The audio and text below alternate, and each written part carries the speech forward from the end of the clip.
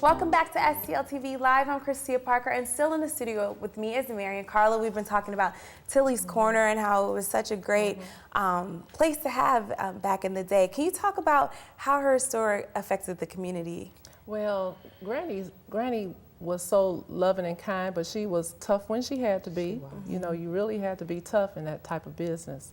But in the community, a lot of people just came to the store to talk about issues, you know, different things that were going on in the community, different things that were going on in the city. So they would always come and ask, they say, Miss Tillie, what you think about this, or what you think about that? So she was a very helpful person and a big asset to the community in that way. And Granny also provided services. We used to deliver groceries to her elderly clients. Wow. Yeah, and something that's that sticks out to me is that I remember coming home from school, and Granny would have trays lined up, and she would actually feed. She had tenants next door in the property next door, and so she would feed her tenants dinner. So just a lot of love and care. She was just well respected, and she wanted to provide services for the children, elderly, everybody in the community, and she stayed. Now, what's going on now recently with the property there? Well, as I was saying, we had the collapse on the south wall. It's the south wall, yeah. And that happened August 26th. Miguel, my husband Miguel, and I were getting ready for church that morning, and we heard a rumble. We didn't think anything of it. And our neighbor, Miss Harris, said, come out, I think you need to look, this building. And we couldn't believe our eyes when we saw it. I mean, the brick just, crumbled all down. And here's a picture of you and your husband standing outside. Miguel, yeah, we're outside in the back. That's the rear part of Tillie's Corner. That's the corner building. And this was an event that we had at the Julia Davis Library. That was a presentation of Tillie's Corner along with Washington Youth students, along with Dr. Lee and Mr. Rudolph Clay.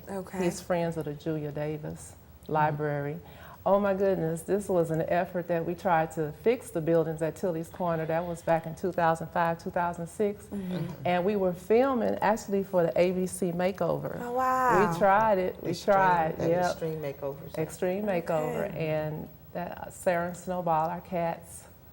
But we tried Granny's a ham. She had no problem being in front of the TV. How old was Granny when she Granny was actually 90 years old. In that picture, that she was, picture. wow. Yeah.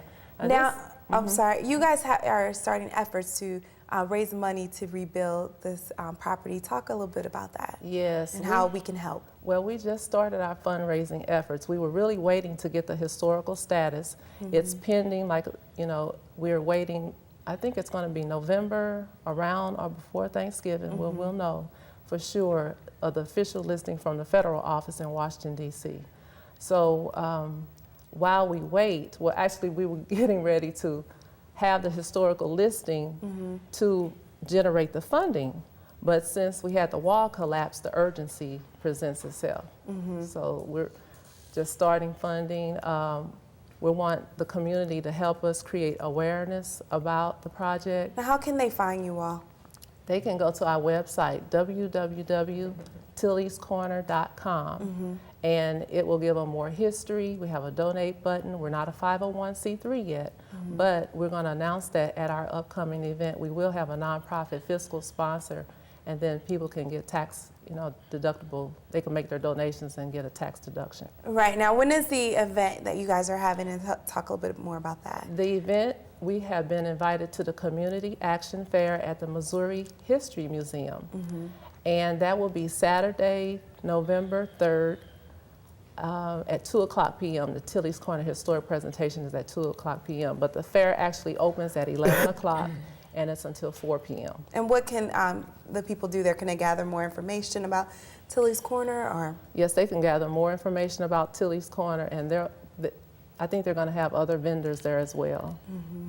Mary, what's one of the fondest things that you remember about Granny? Granny Pearson, well, to me, she was a true nurturer.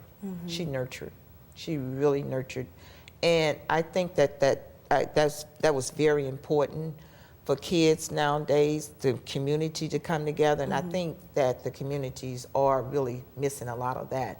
Back in the 40s and 50s, that's what parents and everybody did. And when the old adage just says it takes a village to raise a child, that really took place. So I looked at her as a true nurturer, and I kind of modeled those kind of things with not just Granny Pearson, but my mom, my grandparents, just, you know, elderly people in our community. You just like to do that nurture, and it just spilled over to nowadays.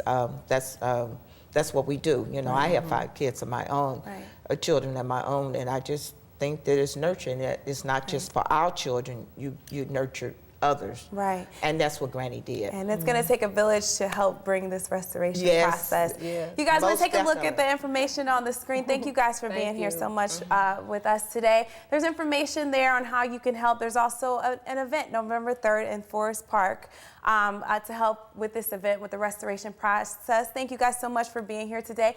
Remember to keep up with STL TV and all the great events going on around St. Louis. You have to friend us on Facebook, follow us on Twitter, and subscribe to our YouTube channel. You can always catch us streaming live at stltv.net. Stay tuned to STL TV. We'll be right back with Monica from Pura Vegan Cafe.